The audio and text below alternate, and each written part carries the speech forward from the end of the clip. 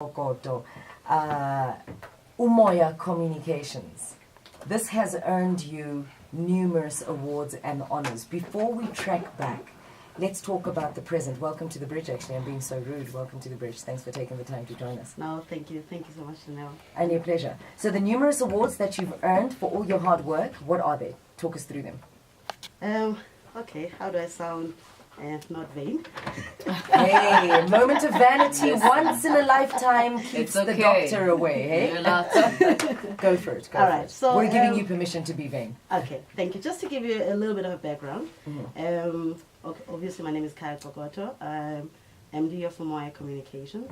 So it's a platform that allows people to make calls from their mobile phones to any other number. So it's not network restricted. You can call landlines free of charge. Oh wow! Yeah, so we So started. you can call mobile numbers as well as landlines free of charge. Free of charge. So you're competing in the Viber space and with those other applications. Not just that, but also in the normal GSM space. So you don't have to have a smartphone.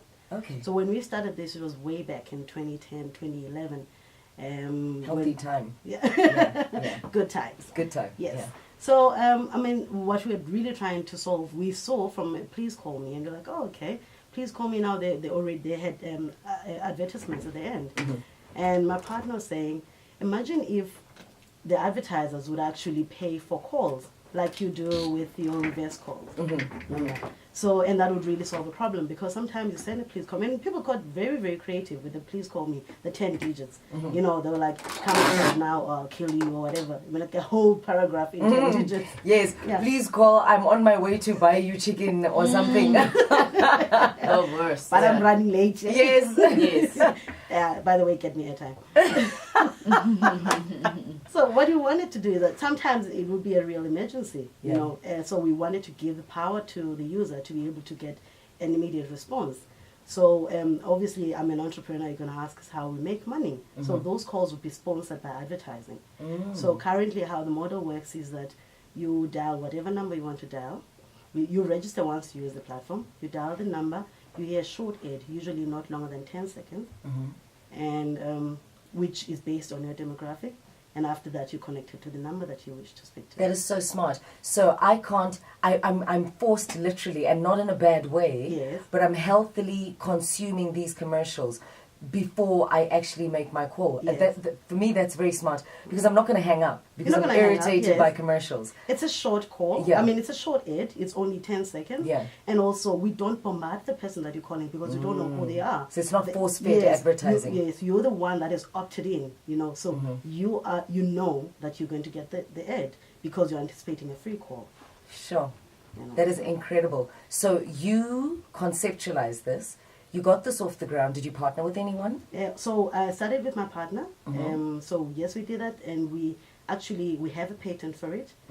So we registered a patent and protected it and everything. And initially we used our savings just to get the idea off the ground. And we received a lot of help. I must not forget that. I mean, government was there to help us. Our local government. There's in Eastern Cape, there's an organization called the Eastern Cape Development Corporation. So I remember the first day we went to present to them, and they're like, you guys are speaking a lot of English. You know, we don't understand, but it sounds exciting. Okay, so we'll give you a smaller Nyana budget to start.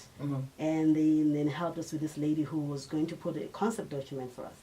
But, you know, times were really hard at the time. So I think they gave us about 60% of what we needed, and we had to come up with the 40%. That's not bad, actually. It's not bad at all. You could have gotten it vice versa, where you must come up with the 60% and they only give you 40%. Exactly. Yeah. And we were able to negotiate with the lady, you know, decide, okay, fine, can we pay you in installments? And she said, okay, then you have to do some of the work. I can't do. And at first, you know, you kind of bit like, oh, but you're getting paid and everything. But that really helped us.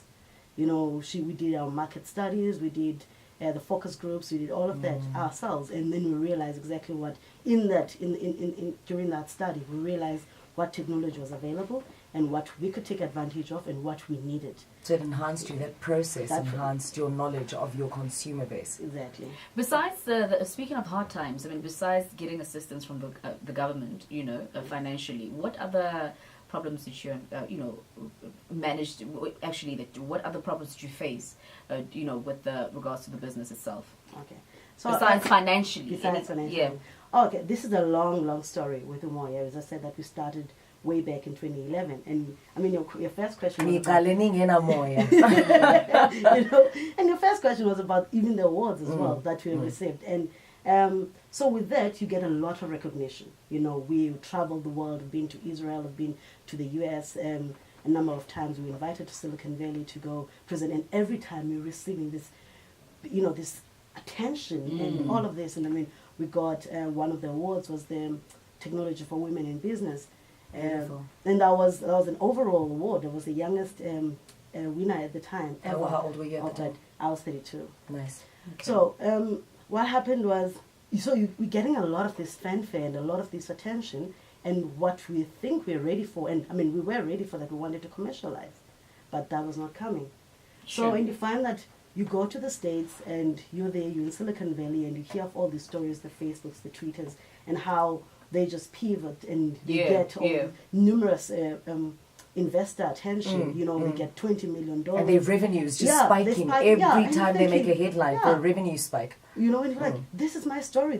I was invited to come here. I'm getting celebrated. They're throwing dinners in my honor, but where's my investment? Where's the money? Sure. Where's the money? And this is a reality in South Africa, and we've lived through that. And I mean, I often give talks about technology and innovation in South Africa, and I've met a lot of amazing people that are coming up with amazing products. I mean, it gives me goosebumps just thinking about what's out there, but we're not getting financed. It's almost like going on Twitter and advertising a product and getting like thousands and thousands of RTs, retweets, and then not making money. Yes. And like, not selling. Do you get what I'm saying? Yeah. So this thing is constantly on social media, but you're not even getting your royalties or whatever. Yeah. You're getting likes. Yeah. But there's no revenue. There's no revenue. Exactly. Well, she's got a very big story to share with us, more on her journey and the troubles that she faced, and more on her story of success, because that's what we're looking to most, to inspire people with the positive results of persistence, perseverance, and consistency. Her name is Khaya Cokoto. This is the Spotlight on the Bridge. We'll be right back.